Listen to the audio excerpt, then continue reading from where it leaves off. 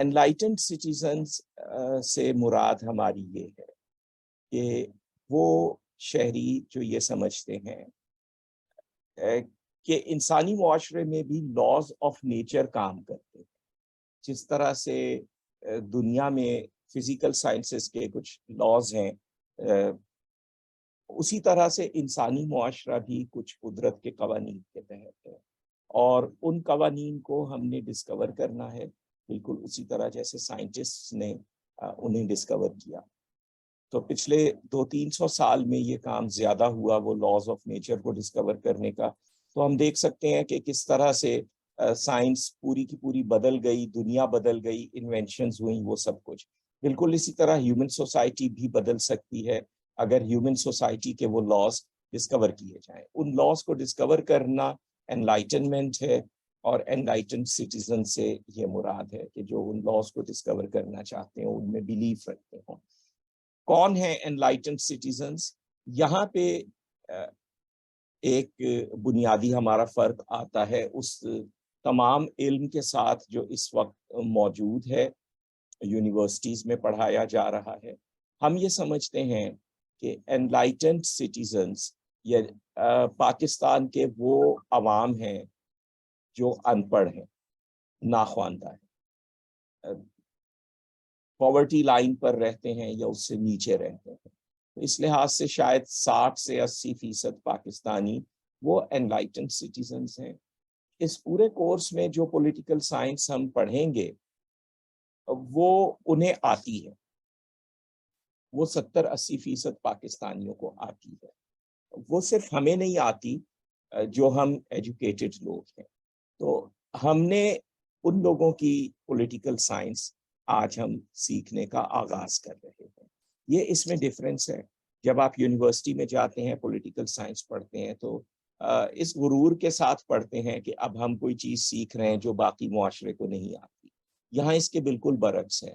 آج ہم وہ چیز سیکھنا شروع کر رہے ہیں جو باقی لوگوں کو پیدائشی طور پر، قدرتی طور پر آتی ہے. شاید ہمیں بھی آتی ہوتی، لیکن اسے تعلیم نے کہیں پر ہمارا سافٹ ویئر اپڈیٹ کر دیا. تو وہ ہم سافٹ ویئر واپس جو ہے فیکٹری سیٹنگ ڈسکور کرنے کی کوشش کریں. میں نے اپنی کتاب ہاؤ جناح لبریٹڈ انڈیا میں یہ واضح کیا ہے کہ ایک بہت بڑے ہندو لیڈر تھے کانگریس کے، مسلمان بھی ان کی رسپیکٹ کرتے تھے، چترنجن داس، انگریزی میں وہ CR داس کہلاتے تھے. انہوں نے ایک اسٹریٹجی بنائی انڈیا کو آزاد کروائی، اور اسی اسٹریٹجی کو قائد اعظم نے کامیابی کے ساتھ امپلیمنٹ کر کے انڈیا کو آزاد کروایا.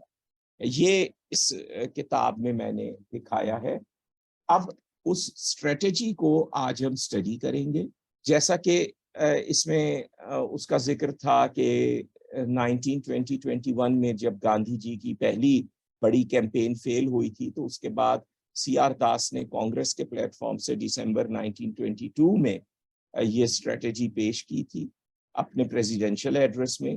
اور علامہ اقبال نے اسے سن کر کہا تھا، اس کے بارے میں پڑھ کر، کہ اس میں وہی روحانی اصول جو علامہ اقبال نے اسرار خودی میں پیش کیا تھا، اس کا سیاسی ورژن ہے، اسے داس نے سیاسی رنگ میں پیش کیا ہے.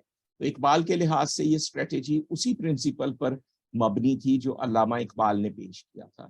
خود CR داس نے اس میں ایک امریکی مصنفہ میری پارکر فولیٹ کی کتاب دا نیو اسٹیٹ سے کافی کوٹیشنز پیش کیے تھے، اور کہا تھا کہ یہ وہی خیالات ہیں جو میں بھی پچھلے 15 سال سے ہندوستان والوں کے سامنے پیش کرتا آ رہا ہوں.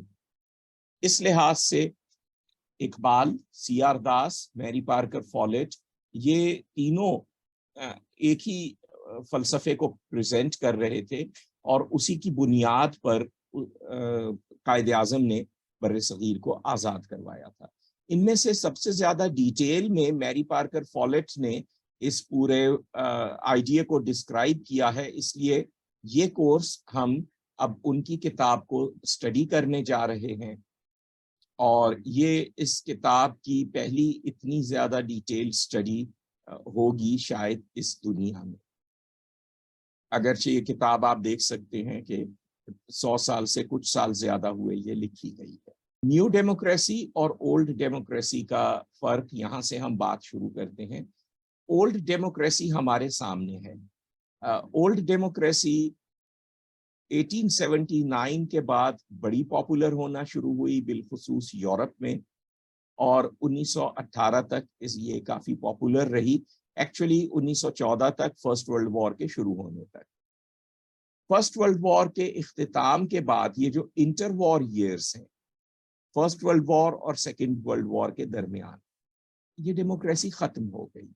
اگر آپ سیکنڈ ورلڈ وار سے پہلے کے یورپ پر نظر ڈالیں تو ہر جگہ ڈکٹیٹرشپس قائم ہو رہی تھیں، جرمنی، اٹلی اور جگہوں پر، اسپین میں سول وار ہوئی، وہاں پر بھی ڈکٹیٹرشپ۔ تو اس انٹر وار ایئر میں یہ جو اولڈ ڈیموکریسی تھی، جو برٹن کی دیکھا دیکھی دوسرے ملکوں نے اپنائی تھی، امریکہ نے بھی اس کو تھوڑا سا ماڈیفائی کر کے اپنایا ہوا تھا، یہ برٹن اور امریکہ کے سوا باقی اکثر دنیا میں یہ ختم ہو گئی انٹر وار ایئرز میں، 1918 اور 1939 کے درمیان۔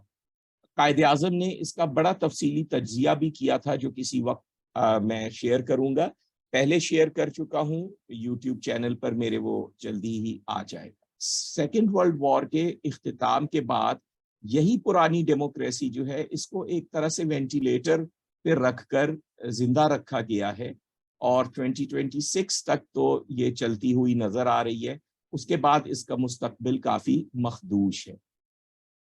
یہ وہ ڈیموکریسی ہے جس کے بارے میں ہم سنتے رہتے ہیں، اور جو بات ہمیں نہیں معلوم ہے وہ یہ ہے کہ 1918 میں جب یہ ڈیموکریسی فلاپ ہو گئی تھی یورپ میں، تو ایک نیو ڈیموکریسی کا کانسیپٹ پیش ہوا تھا۔ اب اس نیو ڈیموکریسی کی طرف اگر ہم آئیں تو یہ 1887 سے اس کی ایوولوشن شروع ہوئی، اور اب یہ اپنے ایوولوشن کے فائنل سٹیج میں ہے۔ 3 سال کے بعد یہ اس کی ایوولوشن کا پریزنٹ جو فیز ہے وہ ختم ہونے والا ہے۔ اسے ہم کافی تفصیل میں ڈسکس کر چکے ہیں، آئندہ کبھی کر لیں گے۔ ہاؤ جینا لبریٹڈ انڈیا میں بھی ہے، میری ویڈیوز میں بھی ہے یوٹیوب کی، کہ یہ ایوولوشن کتنے سٹیجز میں ہو رہا ہے، یہ کیا پروسیس ہے نیو ڈیموکریسی کے ایوولوشن کا۔ اس کے کچھ لینڈ مارکس جو ہیں، 1906 میں 1906 کے بالکل آخری 2 دنوں میں آل انڈیا مسلم لیگ کا قیام، وہ اس میں ایک بہت بڑا لینڈ مارک ہے، کیونکہ آل انڈیا مسلم لیگ وہ واحد تنظیم آج تک دنیا کی ہسٹری میں، واحد پولیٹیکل تنظیم ہے جو اس نیو ڈیموکریسی کے ساتھ میچ کرتی ہے۔ 1918 میں میری پارکر فالٹ کی کتاب دا نیو اسٹیٹ کی اشاعت، جس میں اس نئی ڈیموکریسی کا پورا ویژن پیش کیا گیا تھا، اور جسے ہم اس کورس میں اسٹڈی کرنے جا رہے ہیں۔ 1947 میں آل انڈیا مسلم لیگ کی فتح، انگریزوں سے ہندوستان کو آزاد کروانا، یہ اس کا ظاہر ہے کہ ایک بہت بڑا لینڈ مارک ہے، کیونکہ یہ اسی پروسیس کے ذریعے سے یہ آزادی حاصل کی گئی تھی۔ اور 1966 میں پاکستانی فلم ارمان کی تخلیق اب تک اس نیو ڈیموکریسی کا ہائیسٹ پوائنٹ ہے جو اس نے اچیو کیا ہے، جسے ہم اس سے اگلے کورس میں جو وحید مراد کے بارے میں ہوگا اس میں ہم اسے ڈسکس کریں گے۔ آپ میں سے بہت سے لوگوں کو، خاص طور پر نئے آنے والوں کو، یہ باتیں کافی عجیب لگ رہی ہوں گی،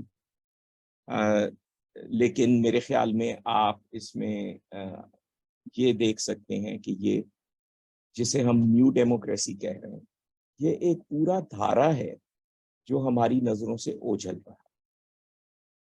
میرے اپنے حساب سے اس وقت بھی بہت بڑی تعداد میں پڑھے لکھے لوگ اس کے بارے میں ایکسائٹڈ نہیں ہو سکتے ہیں، لیکن 3 سال بعد ہوں گے۔ اس کی وجہ یہ ہے کہ یہ جو نیو ڈیموکریسی والا پورا دھارا ہے، اس کے جو بڑے بڑے تھنکرز ہیں، انہوں نے بڑی تفصیل کے ساتھ یہ واضح کر دیا تھا کہ یہ جو اولڈ ڈیموکریسی ہے، اگر آپ اسے چلاتے رہیں گے تو یہ کس طریقے سے اپنے اختتام کو پہنچے گی اور یہ اس طریقے سے ختم ہو رہی ہے. ابھی تک ہمیں اس کے ساتھ امیدیں وابستہ ہیں، اور یہ انسانی فطرت ہے کہ جب آپ کسی ایک چیز سے امید وابستہ کر لیتے ہیں تو جب تک وہ چیز مکمل طور پر ختم نہیں ہوتی آپ کوئی دوسری چیز پر بھروسہ کرنے کا آپ کا دل نہیں چاہتا ہے. تو اس وجہ سے یہ ابھی آپ اس کو سیکھ لیجئے، سن لیجئے ان چیزوں کو. مجھے امید ہے کہ جیسے جیسے وقت بڑھتا جائے گا ان کی امپورٹنس خود بخود زیادہ سے زیادہ لوگوں کے سامنے آتی جائے گی. اب میں ایک بنیادی بات شروع کرنا چاہتا ہوں کہ ان لوگوں کے حساب سے جو نیو ڈیموکریسی والے لوگ ہیں، اور ظاہر ہے کہ انہوں نے جو کچھ بھی کہا تھا بیچاروں نے وہ ہم تک تو آج تک پہنچا نہیں ہے، اب پہنچ رہا ہے. ان کے پوائنٹ آف ویو سے جو پولیٹیکل آرگنائزیشنز ہوتی ہیں ان کی 5 قسمیں ہو سکتی ہیں، شاید زیادہ بھی ہو سکتی ہوں، لیکن یہ 5 انہوں نے آئیڈینٹیفائی کر رکھی ہیں.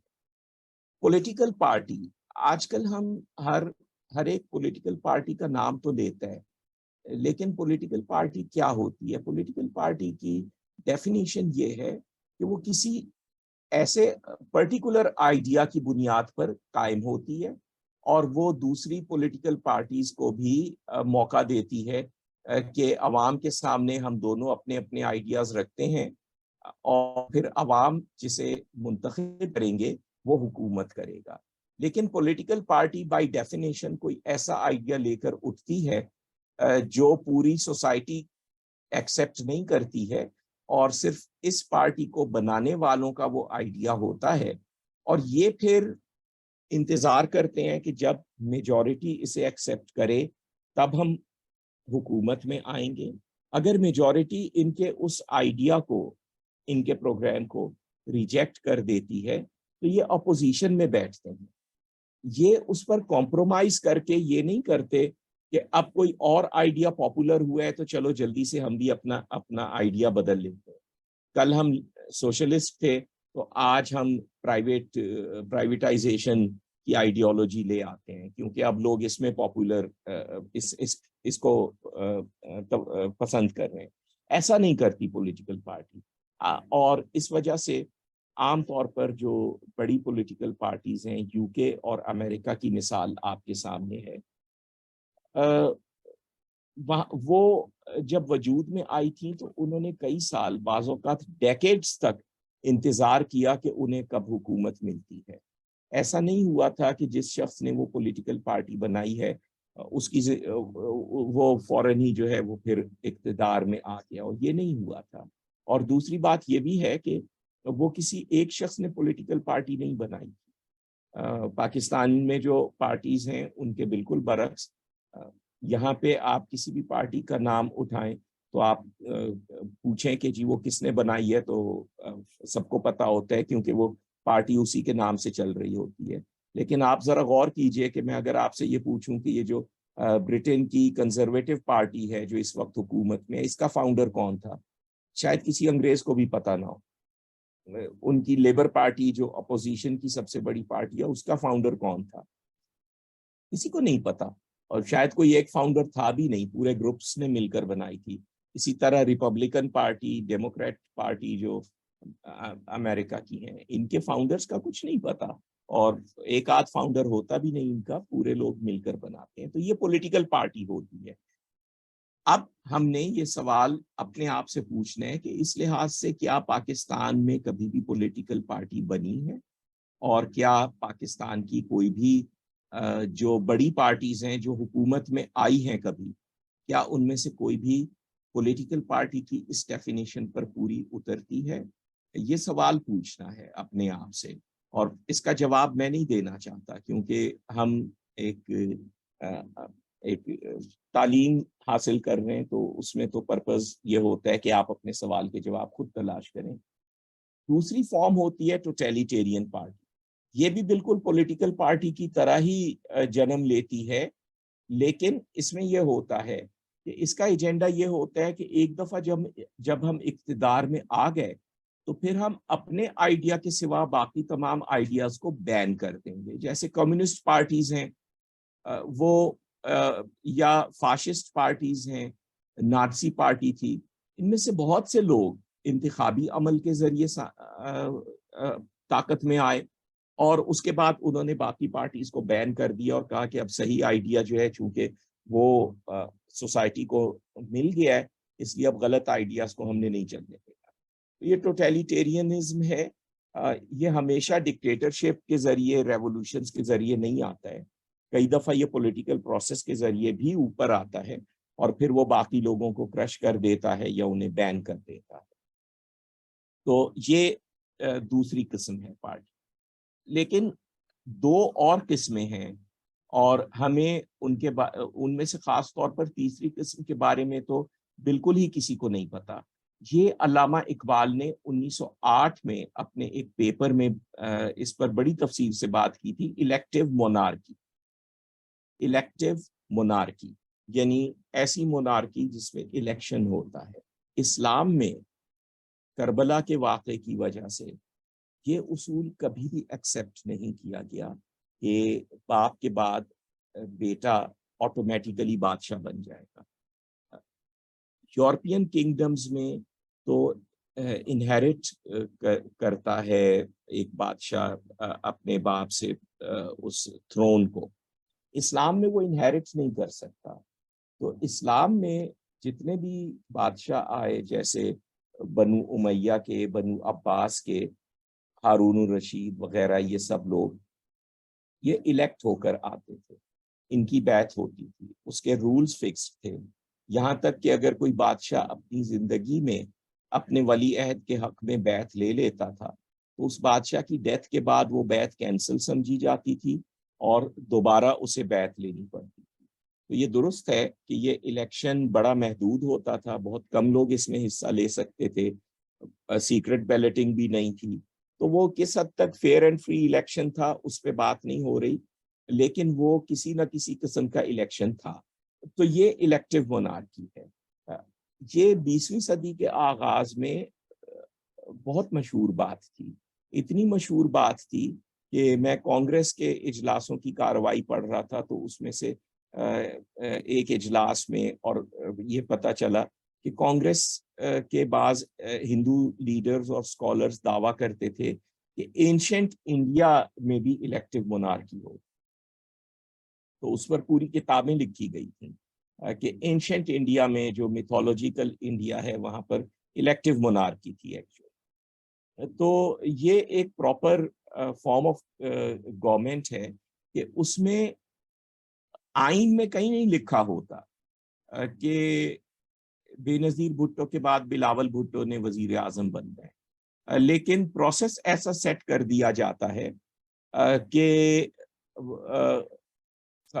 ایک ڈائنیسٹک رول ہوتا ہے, الیکشن ہوتا ہے, لیکن وہ الیکشن بھی ایسا ہی ہوتا ہے کہ جس کے ذریعے وہ ڈائنیسٹک رول برقرار رہ سکے. ایون مغل کنگز جو ہیں ان کے ہاں یہ نہیں تھا کہ اکبر کے بعد جہانگیر نے بادشاہ بن جانا ہے, بلکہ ہر مغل شہزادہ اپنے باپ کے مرنے کے بعد اسے امراء کا کانفیڈنس حاصل کرنا پڑتا تھا. مغلوں میں یہ بہت کامن تھا کہ باپ ایک شخص کو نومینیٹ کر کے گیا, مرا ہے بادشاہ, اور اس کے مرنے کے بعد کوئی اور شہزادہ امراء کی سپورٹ حاصل کر کے آ گیا. جہانگیر اسی طرح اس کی ولی عہدی کنٹروورشل تھی.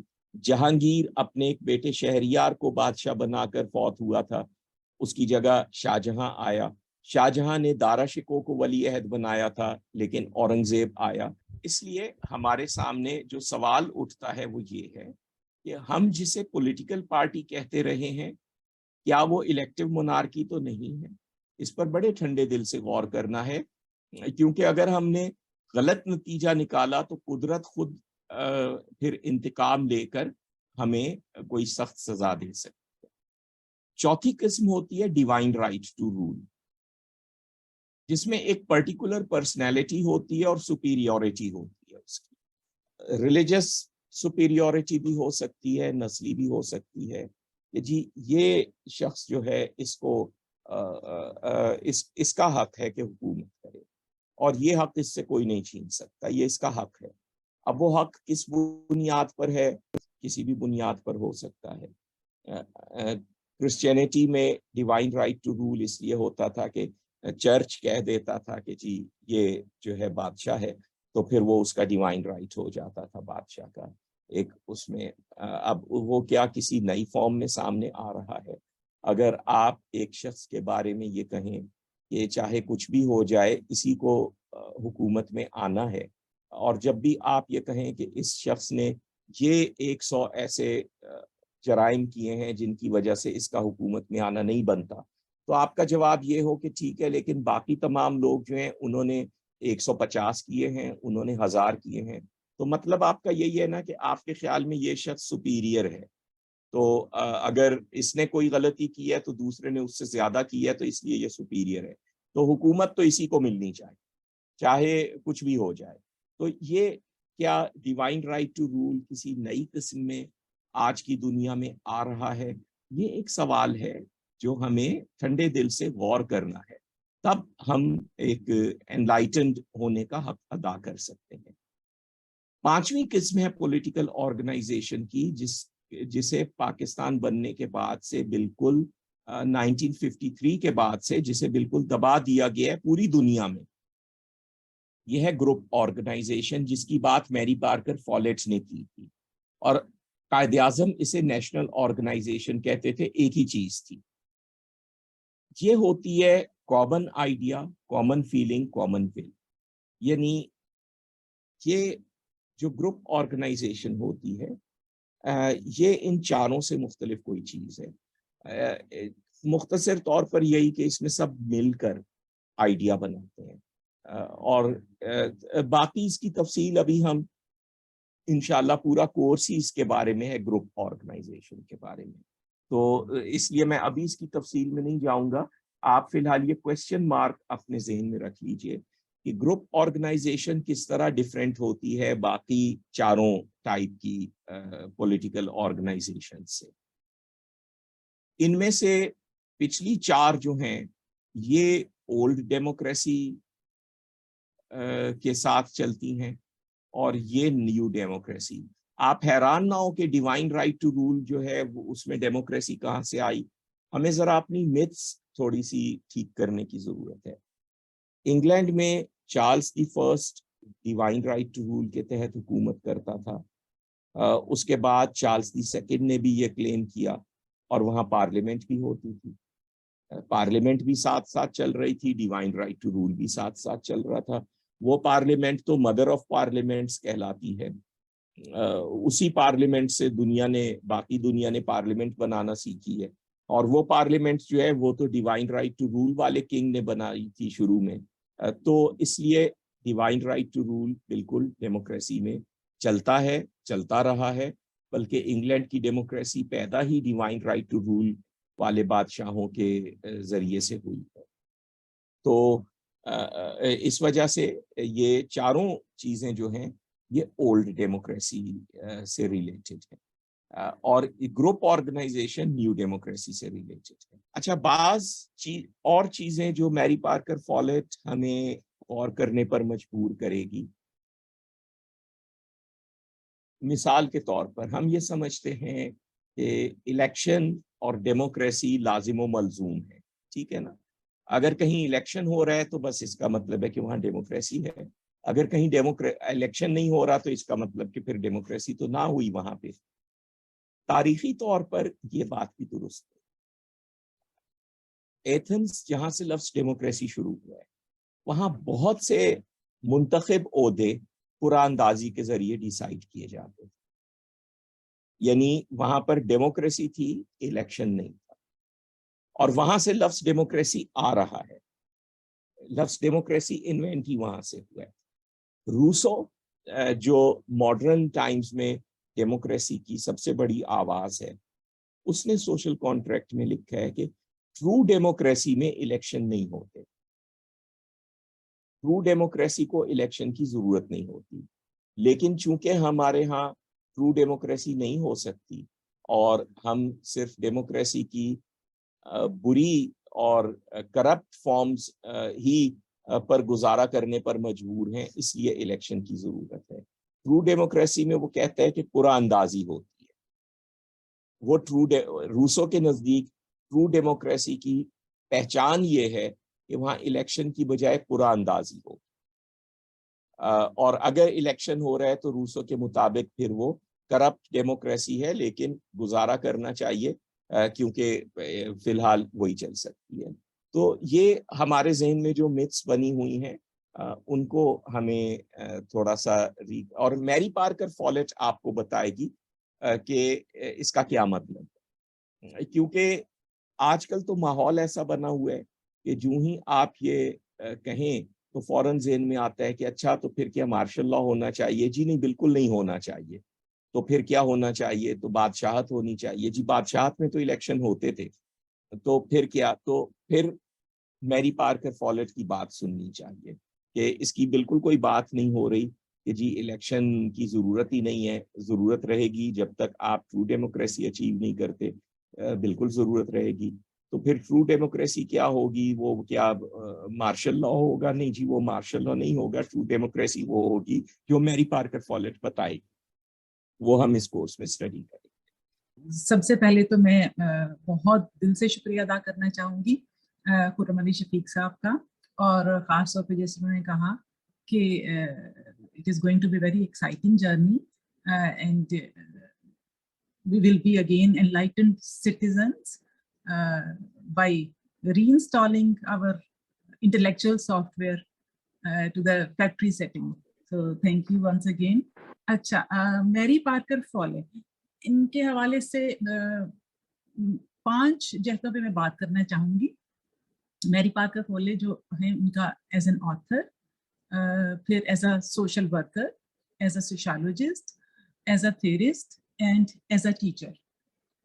ان سب جہتوں پہ بات کرنے سے پہلے تھوڑا سا میں چاہوں گی کہ ان کے بارے میں، ان کی جو حالات زندگی، ان کا جو تھوڑا سا بیک گراؤنڈ وہ آپ سے شیئر کیا جائے۔ تو میں شروع کرتی ہوں کہ ان کی جو پیدائش ہے وہ امریکہ میں میساچوسیٹ میں 3 سپٹمبر 1868، اور شی بلانگ ٹو کرسچن فیملی، اور جو فیملی تھی وہ اس کو کویکر فیملی کے نام سے جانا جاتا تھا۔ اور کویکر فیملی کی جو انٹرسٹنگ بات ہے وہ یہ ہے کہ that family believed in the concept of inner light, یعنی جس کو ہم کہتے ہیں نا کہ باطنی روشنی، تو یہ فیملی اس میں بلیو کرتی تھی۔ اچھا، ان کی جو ابتدائی تعلیم تھی وہ ہارورڈ کی ایک society for collegiate instruction of women تھی، تو وہاں سے انہوں نے تعلیم حاصل کی۔ پھر دین شی سوئچ ٹو another institute جو کیمبرج کا تھا، جس کو نیونہم کالج کہا جاتا تھا، اور پھر 1 سال ان کو کیمبرج کا ہی ریڈ کلف کالج تھا، وہاں پر انہوں نے جو پولیٹیکل سائنس اور اکنامکس، یہ 2 میجرز تھے، ان کے ساتھ انہوں نے اپنی گریجویشن کی۔ لیکن جو سب سے انٹرسٹنگ بات ہے اور جو جاننا ضروری بھی ہے کہ اپنی جو گریجویشن کے دوران ہی انہوں نے ایک جو ریسرچ کا کام کیا تھا، جو بعد میں بک فارم میں بھی پبلش ہوا، اس کی بنیاد پر اور ان کی تعلیمی صلاحیتوں، تعلیمی قابلیت کی بنیاد پر ان کو جو ریڈ کلف کالج تھا اس نے سما کم لاڈے کا مطلب ہے ہائیسٹ ڈسٹنکشن، وہ ایوارڈ دیا تھا۔ اور جو ان کی ریسرچ تھی وہ the speaker of the house of representatives کے ٹائٹل سے 2 دفعہ پبلش ہوئی، ایک جو ان کی گریجویشن کے بعد بلکہ اس کے دوران 1896 میں، اور پھر 1909 میں۔ اچھا، ایک اور انٹرسٹنگ بات ان کے حوالے سے جو حالات زندگی کے حوالے سے ہے وہ یہ کہ اگرچہ وہ بڑے اچھے ویل آف فیملی میں ان کا جنم ہوا، لیکن جب انہوں نے تعلیم حاصل کرنا شروع کی تو ان کی جو انہیریٹنس تھی وہ انہوں نے سب جائیداد بیچ ڈالی اور اپنی تعلیم پر خرچ کی۔ اور پھر وہ وہی بوسٹن میں چونکہ تھی، تو بوسٹن میں ایک خاتون تھی ایزابل برگس کے نام سے، ان کے ساتھ یہ ہاؤس شیئر کر رہی تھی اور 30 سال تک ان کے ساتھ رہی۔ اور پھر 1926 میں جو برگس نامی خاتون تھی اس کی ڈیتھ ہو گئی. تو یہ پھر انگلینڈ آ گئی, اور انگلینڈ میں بھی پھر جو ریڈ کلف کے ساتھ وابستہ تھی خاتون روز, ان کے ساتھ انہوں نے رہنا شروع کیا. اور اسی دوران میں جو انٹرسٹنگ باتیں تھیں وہ یہ کہ جب انگلینڈ آ گئی تو جو لیگ آف نیشنز اور جو انٹرنیشنل لیبر آرگنائزیشن ہے, ان کے ساتھ ان کی مسلسل ایک کنسلٹیشن رہی. اور اس کے علاوہ اسی دوران میں چونکہ یہ ایسے بھی بہت سارے لکھتی تھیں, ان کے آرٹیکلس پبلش ہوتے تھے, تو یہ پاپولر رائٹر اور لیکچرر کے طور پہ بہت معروف ہو گئی. اور پھر انہوں نے کچھ عرصہ جو LSE London school of economics ہے, ان کا ڈپارٹمنٹ تھا ڈپارٹمنٹ آف بزنس ایڈمنسٹریشن, وہاں پر ایک سیریز آف لیکچر جو بزنس ایڈمنسٹریشن کے حوالے سے وہاں انہوں نے دیے, اور یہ بہت وہاں کے جو تعلیمی حلقے تھے اور دوسرے ان میں بہت مقبول ہوئی. اور ان کے بارے میں ایک اور بڑی نمایاں بات کہ جو امریکن پریزیڈنٹ اس وقت کے تھیوڈور روزویلٹ, وہ آرگنائزیشنل مینجمنٹ پر میری پارکر فولے سے کنسلٹ کیا کرتے تھے اور ان کی صلاحیتوں کے بہت معترف تھے. پھر 1933 میں جب ان کی سیریز آف لیکچرز تھے LSE میں, تو اس دوران یہ بیمار بھی ہوئی, اور اپنی بیماری کی وجہ سے وہ واپس آ گئیں بوسٹن میں, یعنی امریکہ میں. اور پھر دسمبر 1933 میں ان کی ڈیتھ ہو گئی. اور ان کی ڈیتھ کے بعد ان کی 2 کتابیں پبلش بھی ہوئی, ایک 1942 میں جو ڈائنامک ایڈمنسٹریشن کے نام سے ہوئی, اور ان کے اسی ایڈمنسٹریشن اور مینجمنٹ کی صلاحیتوں کے حوالے سے میں یہ بھی ذکر کرنا چاہوں گی کہ ابھی جو ایک بہت معروف مینجمنٹ کنسلٹنٹ ہیں جن کا نام ہے پیٹر ڈرکر, وہ ان کو پروفٹ آف مینجمنٹ یعنی مینجمنٹ کی پیغمبر کے نام سے وہ یعنی ان کو ٹائٹل دیا ہے, اور ان کو اپنا گرو مانتے ہیں. اور پھر ان کی ایک اور کتاب جو ابھی یعنی کچھ عرصہ یعنی 1995 میں وہ پبلش ہوئی, جو پولین گراہم نے پبلش کی, اور جس کا ٹائٹل ہے میری پارکر فولے پروفٹ آف مینجمنٹ. تو یہ تو ان کی تھوڑی سی بیک گراؤنڈ تھی کہ ان کی ایجوکیشن کہاں سے ہے, آکسفورڈ اور ہارورڈ اور یعنی کیمبرج اور ایسے معروف اداروں سے, یا ان کے جو ذیلی ادارے ہیں وہاں سے. اور ان کی ایجوکیشنل کاز کے لیے وہ بہت زیادہ تھیں, انٹرسٹڈ تھیں, اور اپنی انہیریٹنس بھی انہوں نے اس پہ لگا دی. اور اب آتے ہیں کہ ہاں ایز این آتھر جو ان کا پہلی اسپیکٹ آف پرسنالٹی کہ انہوں نے کیا کیا. تو جیسے میں نے پہلے بتایا کہ the speaker of the house of representatives, یہ ان کا وہ کام ہے جو انہوں نے گریجویشن کے دوران ریسرچ کی تھی, اور وہ اتنی اچھی ریسرچ تھی کہ ان کی پذیرائی امریکن پریزیڈنٹ نے بھی اس کام کے حوالے سے ان کی پذیرائی کی. پھر ان کی جو دوسری کتاب ہے دا نیو اسٹیٹ, جو دا نیو اسٹیٹ ہے وہ ایکچولی ان کی جو نیو اسٹیٹ ہے وہ آرگینک فارم آف ڈیموکریسی, اس کے حوالے سے بات کی گئی ہے. اور اس میں جو آرگینک فارم آف ڈیموکریسی ہے وہ اس میں میری پارکر فولے کا یہ کہنا ہے کہ جو ڈیموکریسی ہے وہ نیچرلی یعنی قدرتی طور پر وہ نیبرہڈ اور کمیونٹی میں تشکیل پاتی ہے. اور اگر اس کو کمپیئر کریں تو جو ایک طرح کی آپ کہہ لیں ان آرگینک یا آرٹیفیشل فارم آف ڈیموکریسی ہے جس میں سائنٹیفک مینجمنٹ ہے, وہ اس سے بالکل کنٹراڈکشن میں ہے. اچھا, اس کے بعد ان کی جو اگلی کتاب ہے creative experience. The new state تو چونکہ ہم اسی کو اسٹڈی کریں گے اس لیے میں اس پہ بہت زیادہ بات نہیں کری, اس پہ بہت انٹرسٹنگ باتیں ہیں اور بڑی مطلب ڈینس بک ہے یہ, اور اچھی خاصی یہ آپ کی توجہ مانگتی ہے. اچھا, کریٹو ایکسپیرینس جو ہے وہ یہ بک جو ہے وہ ان کی جو دا نیو اسٹیٹ کے اندر جو بھی نظریات پہ بات کی اس کی ایک پریکٹیکل فارم کہ جب وہ اس کی سوشل اور سائیکولوجیکل امپلیکیشنز کیا ہو سکتی, جو نظریات بہت سارے نظریات پہ بات کی انہوں نے, فرد کا یعنی انڈیویجول کا, سوسائٹی کا, گروپ کا, کمیونٹی کا, پاور کا, لیڈرشپ کا, یہ سارے ہم پڑھیں گے ابھی انشاءاللہ.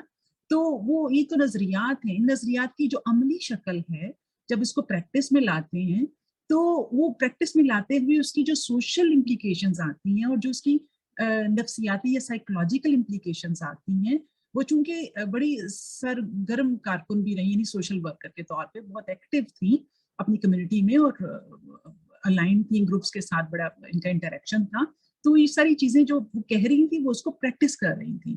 तो जो प्रैक्टिस कर रही थी तो वो जो तजर्बात उनके थे और जो कामयाबी से हमकिनार हुए वो उन्होंने द क्रिएटिव एक्सपीरियंस में उनका जिक्र किया, बड़ी तफसील से जिक्र किया। और खास तौर पे इस क्रिएटिव एक्सपीरियंस की जो बात है वो ये कि वो इसमें जो ग्रुप ऑर्गेनाइजेशन है और ये सारी चीजें इनको मैकेनिकल और जो ऑपरेशनल मैनेजमेंट है ना, कि आप बड़े साइंटिफिक तरीके से चीजों को और लोगों को देख रहे हैं, वो उससे बरक्स उसके बरखिलाफ वो ह्यूमन रिलेशंस और पॉजिटिव ह्यूमन रिलेशंस, यानी इंसानों की जो आपस में ताल्लुकात और इंसानों के ऊपर इन्वेस्ट क्या ले करना है, या उनकी एनर्जीज, उनको कैसे एम्पावर करना है, उनको कैसे एनेबल करना है, instead of focusing on mechanics and the scientific aspects of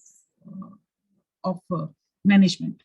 तो वो इसमें बुनियादी तौर पर ये बात की। और इसके बाद जो dynamic administration the collected papers of Mary Parker पॉले, वो ये इनकी वो किताब है जो एडिटेड फॉर्म में है, और जो इनकी लेक्चर्स थे LSE में और जो इनके एसेस पब्लिश हुए थे वो सारे कंपाइल्ड फॉर्म में इसमें जमा कर दिए गए।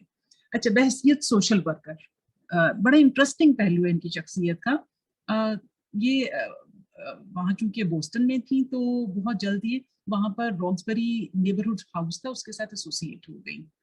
अब जब उसके साथ एसोसिएट हुई तो उन्होंने जो चीज़ें जिनका आगाज किया, ये जो ऑर्गेनाइज की, वो एक तो नौजवानों के लिए, यानी जिसको हम यंग मैन कह लें, दूसरा जो बॉयज थे यानी कम उम्र के लड़के और जो इंडस्ट्रीज में काम कर रहे हैं वो, और तीसरा खवातीन। ये तीन ग्रुप्स के साथ इन्होंने इनके लिए बहुत काम किया। उसमें पहली जो है जैसे रॉक्सबरी डिबेटिंग क्लब का आगाज किया, का इजरा किया, तो वो उसमें ये था बुनियादी तौर पे कि जो नौजवान हैं उनको उनकी सोचने समझने की सलाहियतों को, उनकी फिक्री सलाहियतों को जिला बख्शी जाए, उनके नजरियात, उनके अफकार पनपे फूलें और वो इंटरेक्ट करें।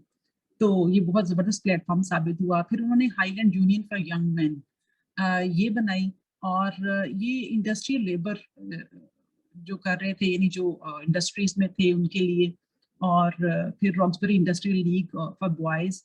और इसने जो बुनियादी काम किया, जो मैंने यहाँ स्लाइड पे मेंशन भी किया हुआ है, जो बड़ा इंटरेस्टिंग काम है, कि उस कम्युनिटी में जितने भी स्कूल थे, स्कूल बिल्डिंग्स, तो फर्स्ट टाइम इन्होंने इनिशिएटिव लिया कि स्कूल बिल्डिंग जो हैं वो स्कूल के टाइम के बाद उनको कम्युनिटी सेंटर्स के लिए इस्तेमाल किया जाए। कम्युनिटी सेंटर्स में क्या हो, एजुकेशनल एक्टिविटीज हो, रिक्रिएशनल एक्टिविटीज हो, सोशल एक्टिविटीज हो, यानी कम्युनिटी को एक प्लेटफॉर्म मिले, कॉमन प्लेटफॉर्म, जहाँ वो इंटरेक्ट कर सके पॉजिटिव तामीरी कामों के लिए।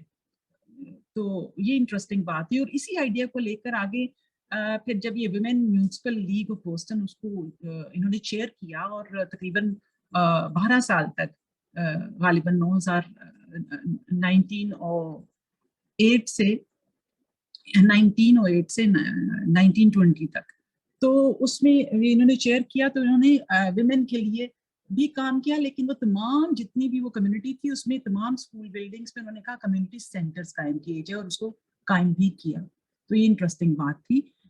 इसके अलावा इनका मेन जो कंसर्न था वो ये भी था एज अ सोशल वर्कर कि मिनिमम जो वेजेस हैं उसका तयन किया जाए, कानून साजी की जाए, ताकि जो वो लोग जो इंडस्ट्रीज में काम कर रहे हैं उनकी मुआशी एक्सप्लॉयटेशन ना हो।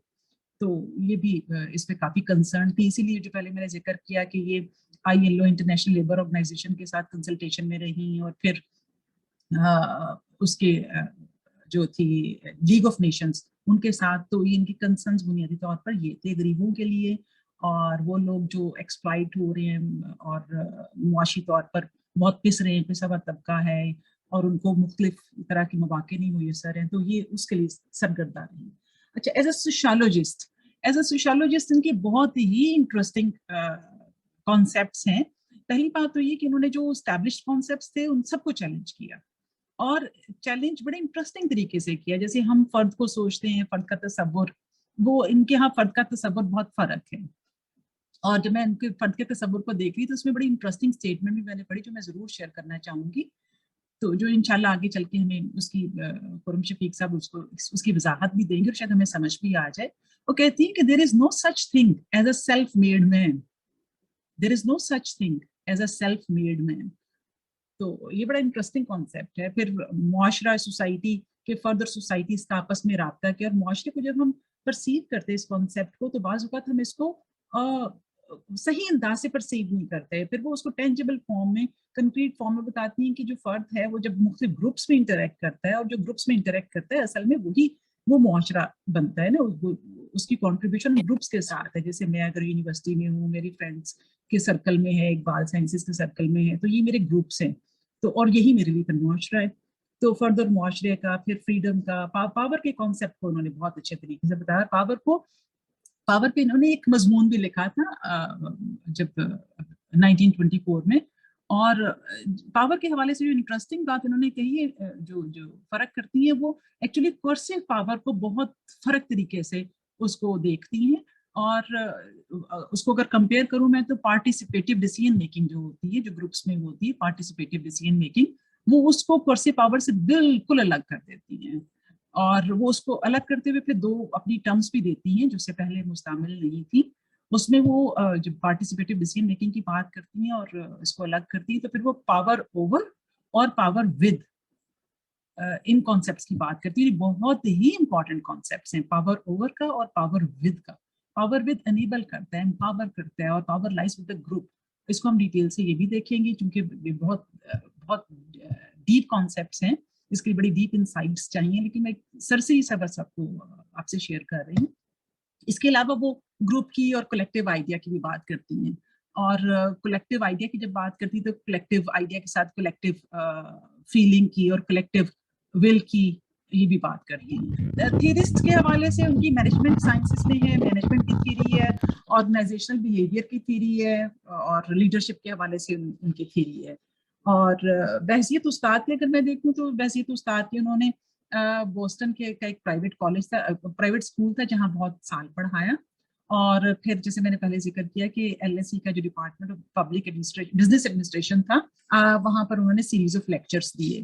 تو یہ ان کی بنیادی باتیں تھیں. لیکن اگر میں اس کو کنکلوڈ کروں تو اگرچہ میں نے ان کو بہت ڈیٹیل سے سارا کچھ نہیں پڑھا, لیکن جتنا پڑھا ہے مجھے فوراً جو فیل آئی ہے کہ ابھی ان کی جو خدمات ہیں ان کا مکمل طور پہ شاید اس کا ادراک نہیں ہے, اور اس کا اعتراف نہیں ہے, اس کی ریکگنیشن نہیں ہے.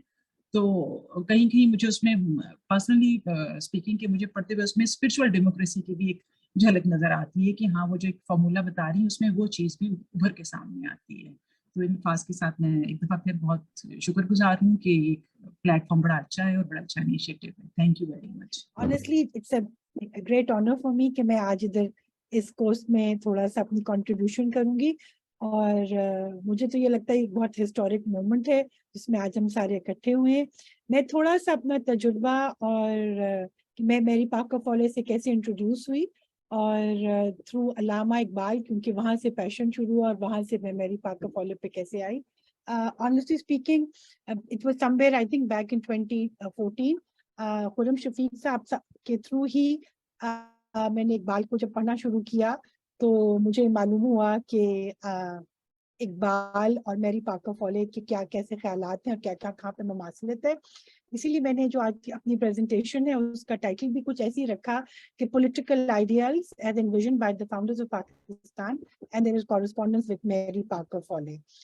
اس میں یہ ہے کہ جو مجھے احساس ہوا وہ یہ ہے کہ میری پاک فولے کا انڈائریکٹلی جو تذکرہ, جو کہ بھی خرم صاحب بتا بھی چکے ہیں کہ ان کی اقبال کی کتاب جاوید نامہ میں اور سیکرٹس اینڈ مسٹریز کے اندر موجود ہے, اور وہ بیسیکلی وہ CR داس کے ساتھ انہوں نے لنک کیا. تو وہ جب بتایا تو پھر میں نے وہ کتاب پڑھنی شروع کی دا نیو اسٹیٹ, اور اس کے بعد پھر میں نے ان کی جو کتاب ہے دا کریٹو ایکسپیرئنس میری پاک فولے کی وہ دیکھی. جب میں نے یہ کتابیں پڑھی تو میں, اور اب انشاءاللہ ہم سب جب مل کے پڑھیں گے تو کچھ ہمیں احساس ہوگا کہ جب ہم ان کو پڑھتے ہیں تو کچھ ایک ہمارا ایک اسپریچول ایکسپیرئنس بھی رہتا ہے, ہم انٹلیکچولی بھی اسٹیمولیٹ کرتے ہیں, ہم اس کے ساتھ ایک ایموشنلی بھی ہمارے ساتھ ریزونیٹ کرتا ہے, اور پھر یہ ہمیں ایک صرف ایک یہ خیالی باتیں نہیں ہوتی بلکہ یہ پریکٹیکل ایک ہمیں ایکٹیویٹیز کی طرف بھی لے کے جاتا ہے. تو وہ ایک جو اقبال کا بھی کانسیپٹ ہے عمل کی طرف لے کے جانا, تو یہ صرف ہماری انٹلیکٹ کو اسٹیمولیٹ کرنے کے لیے نہیں ہے لیکن وہ ہمارے عمل میں بھی اس کا کیسے اظہار ہو سکتا ہے. تو اس طرح سے میں نے ان کے کام کو دیکھا اور اس طرح سے اس کو میں نے اپنی ذات کے ساتھ بھی کنیکٹ کیا. اور پھر since 2017 جو بھی چھوٹی چھوٹی کوششیں میں نے اپنی زندگی میں دوسروں کے ساتھ مل کے کی, تو اس کے اندر میری پاکر فولے کی ان کتابوں کا ایک بہت ہاتھ ہے. میری پاکر فولے کا میں ان کے ٹائم تھوڑا ہی ہے, بس میں تھوڑی سی موٹی موٹی بات کرنا چاہ رہی تھی کہ کہاں پہ مجھے مماثلت نظر آئی, جو کہ میں اقبال کی بات سے اور میری پاکر فولے کی بات کو میں مماثلت میں کرنا دکھانا چاہ رہی تھی. اس میں ایک کانسیپٹ ہے ڈیموکریسی کا, فریڈم کا اور کنسنسس کا. یہ صرف ایک قسم کی ٹیزرز ہیں جو آپ کے سامنے میں رکھنا چاہ رہی ہوں تاکہ جیسے کہ کورس آگے بڑھتا چلا جائے گا تو you will be more interested and you will be more intrigued کہ ہاؤ دیز کانسیپٹس آر, اقبال's concept are being translated by Mary Parker Foley and vice versa, because یہ دونوں چیزیں more or less contemporary ہو رہی ہیں, لیکن ایک India میں ہو رہی ہے اور ایک امریکہ میں اور ایک ویسٹ میں ہو رہی ہے. لیکن یہ بھی اللہ کی شان ہے کہ یہ کس طرح سے یہ دونوں الگ جگہوں پہ یہ دونوں کانسیپٹ جو ہیں وہ ایک دوسرے کے ساتھ کمپلیمنٹ کر رہے ہیں. پہلا تو کانسیپٹ ہے جہاں پہ کہ آپ کو یہ بہت زیادہ مماثلت ملے گی, اس کا کہ ذکر خرم صاحب بھی کر چکے ہیں پہلے, کہ اقبال کا جو ایک آئیڈیا ہے آف جنرل ول اور کلیکٹیو ایگو, وہ بہت زیادہ جو فولے کا کانسیپٹ ہے کلیکٹیو ول کا اور کامن ول کا, اس کے ساتھ بہت زیادہ جڑتے ہیں. اب یہ کیا کانسیپٹس ہیں, اس کی جو ڈیپ امپلیکیشنز ہیں وہ ہمیں کورس میں آگے نظر آئیں گی, اور اس کی ڈیفینیشن اور ایکسپلینیشنز جو ہے وہ ساری ہمیں اس کے ساتھ نظر آئیں گی. صرف ایک چھوٹی سی ہلکی سی جھلک کچھ یوں ہے کہ وہ گروپ پروسیس کے اندر سمجھتی ہیں کہ کلیکٹیو لائف کا جو کلیکٹیو ول ہے وہ وہاں سے نکلتی ہے, اور یہی جو ہے وہ کی ٹو ڈیموکریسی ہے. اور اسی لیے وہ گروپ پروسیس کو جو ہے وہ پہ بہت انسسٹ کرتی ہیں, جو کہ ہمارے جو پہلا سیکشن ہے وہ آف دا بک, اس میں ہمیں بڑی وضاحت کے ساتھ اس کی جو ایکسپلینیشن ہے اور جو اس کی پریکٹیکل ڈائمینشنز ہیں اس کا ہمیں اظہار آئے گا. اس کے بعد ایک تو یہ کانسیپٹ اقبال کا اور میری پاکر فولے کا آپس میں کرتا ہے. دوسرا concept with reference to democracy, Iqbal نے اپنے ایسے political thought in Islam back in 1908 میں ایک ڈیموکریسی کے کانسیپٹ میں یہ بات کی کہ جی political ideal of Islam consist in the creation of people born of a free fusion of all races and nationalities. اور اس concept کو میری پاکر فولے نے کیسے کہا کہ democracy according to her is not worked out only at the polling booths but is in the bringing forth of genuine collective will to create something. جس کا بھی ذکر خرم شفیق صاحب نے بھی کہا کہ یہ سمجھنا کہ جمہوریت صرف یہ ہے کہ وہ آپ نے 5 سال کے بعد یا 4 سال کے بعد آپ ووٹ دینے چلے گئے, it's not that. For her democracy depends upon the creative power of every man. اور یہ کیا ہے, اس کا کیا مطلب ہے, اس کا تھوڑا سا آپ کو آئیڈیا ہو گیا, لیکن یہ again this will be part of the course. اور وہ اس پہ سخت تنقید کرتی ہیں کہ جو پریزنٹ پالیٹکس ہے یا پریزنٹ ڈیموکریسی ہے اس کے اندر مینیپولیشن ہے, اور اس سے ہمیں کچھ بھی حاصل نہیں ہوتا سوائے اس کے کہ ہمارے ہاں زیادہ ڈویژنز کریٹ ہو جاتی ہیں اور ہم زیادہ فرقوں میں ڈیوائڈ ہو جاتے ہیں. So this is how democracy was conceived by Iqbal and this is how Mary Parker فولے. یہاں پہ میں نے کہا یہ بھی ایک ان کی مماثلت میں آپ کے ساتھ دیکھ لوں. اگلی سلائڈ میں ایک اور کانسیپٹ ہے that is with reference to freedom. Iqbal نے اگین اپنے اسی چیپٹر میں اسی ایسے میں کہا کہ the interest of the individual as a unit are subordinate to the interests of the community. This is the only principle which limits the liberty of the individual, who is otherwise absolutely free. اور فولے جو ہیں اسی کو complement ایسے کرتی ہیں اور کہتی ہیں man is ideally free when intermediated by every other human being. So according to her, we do not lose our liberty when we are working with the others, but we find it and increase our capacity through the interweaving of wills. یعنی جہاں پہ اقبال یہ کہتے ہیں کہ interest of the جو individual ہے وہ بیسیکلی صرف اس وقت سبارڈینیٹ ہوتا ہے جب انٹرسٹ آف دا کمیونٹی کی بات آتی ہے. اور اس کو کمپلیمنٹ فالو ایسے کر لیں کہ جو انڈیویجول ہے وہ فری اس وقت ہو جاتا ہے جب وہ دوسروں کے ساتھ انٹریکٹ کرنے لگ جاتا ہے, اور اس کے بعد پھر جو انٹرویونگ آف دا ولز کہ کس طرح سے دونوں طرف کے جو جتنے بھی لوگ ہیں ان کے جب آئیڈیاز ملتے ہیں تو کس طرح سے ایک نئی ول کریٹ ہوتی ہے. اور اقبال پھر یہ بھی کہتے ہیں کہ جی the best form of government for such a community would be a democracy, the ideal of which is to let man develop all the possibilities by his nature by allowing him as much freedom as practicable. So the thing is again, unless and until the individual is not connected with the community, to the whole concept of freedom جو ہے وہ ہمیں صحیح طرح سے سمجھ نہیں آ سکتا. تو جو فریڈم کا کانسیپٹ آپ اور میں سمجھتے ہیں وہ فریڈم کا کانسیپٹ اقبال اور فولے کا کیا ہے, یہ this is something that I found and you will find it in much more detail in the coming classes.